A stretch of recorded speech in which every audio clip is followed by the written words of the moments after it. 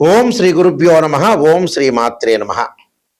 దేవగురువైన Brihaspati June 2వ తారీఖు రాత్రి 1:50 తన సొంత నక్షత్రమైన పునరసు నక్షత్రంలో ఉచ్చస్థానమైన కర్కాటక రాశిలోకి ప్రవేశం జరుగుతుంది.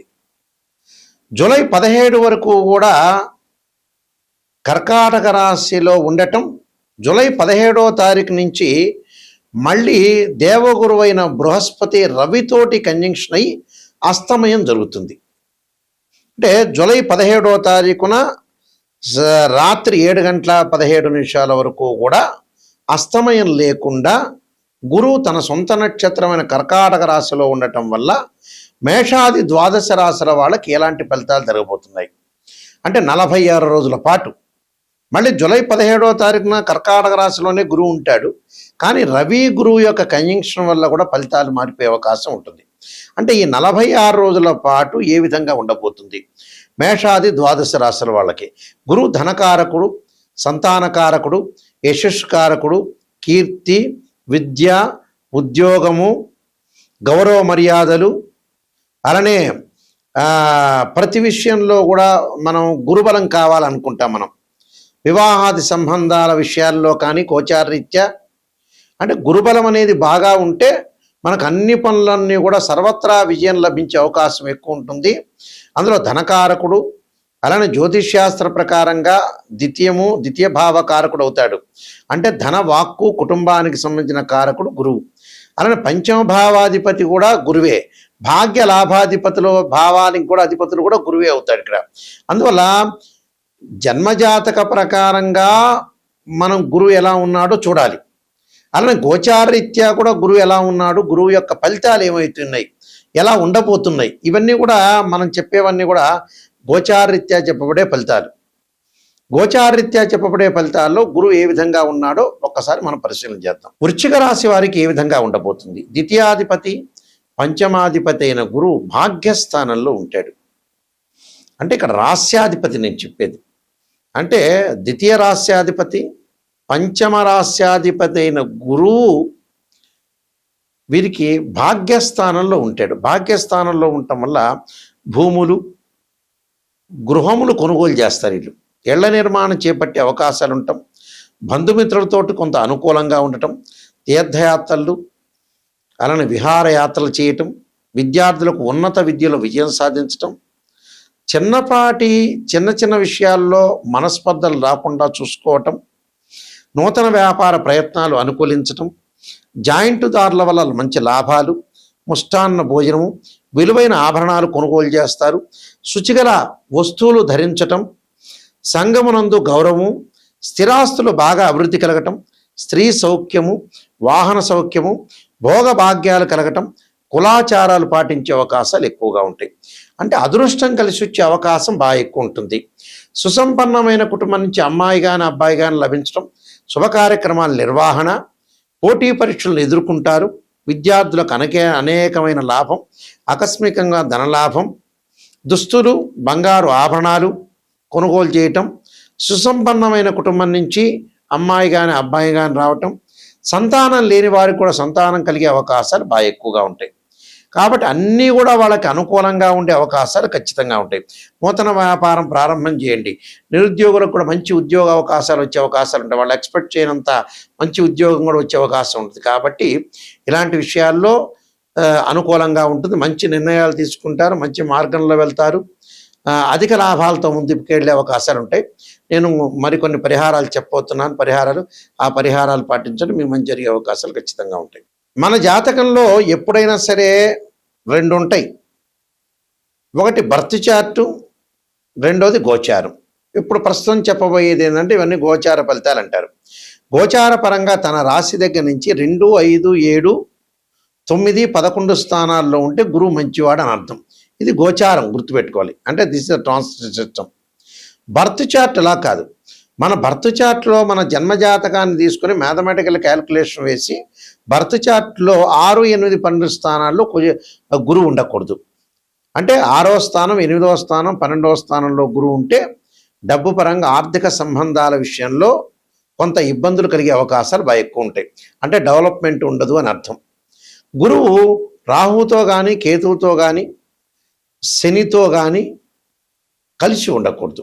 గురువు ఆరుద్ర స్వాతి శతభిషము అలానే అశ్వని మఖ మూల నక్షత్రంలో కానీ పుష్యమి అనురాధ ఉత్తరాభాద్ర నక్షత్రంలో కలిసి ఉండకూడదు. అంటే రాహుతో కానీ కేతువుతో కానీ శనితో కానీ కంజంక్షన్ కాకూడదు. 6, 8, 12 స్థానాల్లో జన్మజాతక రీత్యా ఉండకూడదు. గోచారరీత్యా మళ్ళీ విధానం వేరు, దాని కండిషన్ వేరు. గోచారరీత్యా తన రాశి నుంచి 2, 5, 7, 9, 11 స్థానాల్లో ఉంటే గురువు మంచివాడని అర్థం. ఇక్కడ గురుబలం అనేది మనం తక్కువ ఉంటే ఏం చేయాలి? గురువుకి అధిదేవత, అధిష్టాన దేవత, అంతరిక్ష దేవతలు కొంతమంది ఉంటారు. అంటే అక్కడ అంతరిక్ష దేవత అయిన తారామహాదేవి యొక్క స్తోత్రాన్ని పారాయణం చేయాలి. అలానే ఇంద్రాణిని అంటే ఇంద్రుణ్ణి పూజ చేయాలి. ఇంద్రాణిని యొక్క స్తోత్ర పారాయణం చేయాలి. అమ్మవారి యొక్క ఆరాధన, దత్తాత్రేయ స్వామి యొక్క కవచము, దత్త పారాయణం చేసుకోవాలి. అంటే సంతాన కారకుడు, సంతానం లేని వాళ్ళు కొంతమంది ఉంటారు. సంతాన కారకుడు గురువే. సంతానపరంగా దోషం కలిగిందనుకోండి, సంతాన గోపాలకృష్ణ మంత్రాన్ని చదువుకోవటం, దత్తాత్రేయ స్వామి యొక్క కవచము, దత్త పారాయణము, బృహస్పతి పాశుపతాశ్రుద్రాభిషేకం చేసుకోవటం, అలానే బృహస్పతి హోమము, శనగలు దానం చేయటం, ఆ శనగలకు సంబంధించిన ఎల్లో పసుపు కలరు క్లాత్ని దానం చేయటం, అంటే పసుపు రంగు కలిగిన వస్త్రాన్ని దానం చేయాలి. శనగలు దానం చేయాలి. శనగలతో చేసిన వంటకాన్ని దేవాలయంలో ప్రధాన అర్చకులకు ఇచ్చి గురువారం రోజున చక్కగా భక్తులకు వితరణ చేయమని చెప్పాలి. గురువును పూజ చేయాలి. దత్తాత్రేయ స్వామి కవచాన్ని, దత్తపారాయణాన్ని చదువుకోవాలి. అలానే దేవానాంచ ఋషీనాంచ గురుకాంచన సన్నిభం బుద్ధిమతం త్రిలోకేశం తమ నమామిం బృహస్పతిం అనే మంత్రాన్ని కూడా చదువుకోవటం చాలా మంచిది. అంటే ఇవన్నీ కూడా చేస్తే సంతానము, అలానే యశస్సు, కీర్తి, ధనలాభం, ఆర్థిక సంబంధాలు, గౌరవ మర్యాదలు, అలానే విద్య యందు అనుకూలంగా కూడా ఉంటుంది. అంటే విద్యార్థులకు కూడా గురువు యొక్క బలం అనేది ఉండాలి. విద్యార్థులకు కూడా బలం ఉండాలంటే గురువు యొక్క ఆరాధన చేయాలి. అలానే దక్షిణామూర్తి స్తోత్రాన్ని పాలన చేయాలి. చేయటం వల్ల మనకు మంచి ఫలితాలు జరిగే అవకాశాలు ఖచ్చితంగా ఉంటాయి. అయితే నేను కాలసర్పయోగము, కాలసర్పయోగ చంద్రిక, రాహుకేతులు, ఛాయాగ్రహాలు, అలానే స్వప్నశాస్త్రము, పుత్రగణపతి వ్రతము, బృహత్ పరిహార సింధు, జాతక చంద్రిక, వివాహ మార్తాండము, అలానే నవగ్రహ దోషాలకు 12 మహావిద్యలు, సర్వదేవతా గోత్రలు ప్రవలు పార్ట్ 1, పార్ట్ 2, ఇలాంటి చాలా గ్రంథాలన్నీ కూడా నేను రాశాను. ప్రొడక్షన్ ఆఫ్ ఆస్ట్రాలజీని. ఇవన్నీ కూడా రాజమండ్రి వారి మోహన్ పబ్లికేషన్ వారి దగ్గర ఇవన్నీ కూడా గ్రంథాలన్నీ దొరుకుతాయి. ఈ గ్రంథాలు కావాల్సిన వాళ్ళు కూడా నన్ను సంప్రదించవచ్చు. అలానే ఎప్పుడైనా సరే జాతకాన్ని చూపించుకునేటప్పుడు ఎవరైనా సరే మమ్మల్నే కాదు ఎవరిని మీరు ఆస్ట్రాలజర్ని అప్రోచ్ అయినా ఫస్ట్ నెగిటివ్ తెలుసుకోవాలి. పాజిటివ్ తెలుసుకోవటం కాదు, పాజిటివ్ మీకే తెలుసు, మా దగ్గర అవసరం లేదు. నిజం చెప్పాలంటే మమ్మల్ని అప్రోచ్ అవ్వాల్సిన అవసరం లేదు. ఇన్ ఫ్యూచర్లో ఏదైనా ప్రాబ్లం జరుగుతుందా, లేదా గతంలో మళ్ళీ రిపీట్ అవుతాయి ఆ ప్రాబ్లమ్స్, ప్రజెంట్ ఇప్పుడున్నది రేపు ఉండదు, రేపు ఉన్నది ఎల్లుండి ఉండదు. జాతకాన్ని కరెక్ట్గా అనాలిసిస్ చేసుకోవాలి. 16 లగ్న కుండలు ఉంటాయి, డివిజనబుల్ చార్ట్స్.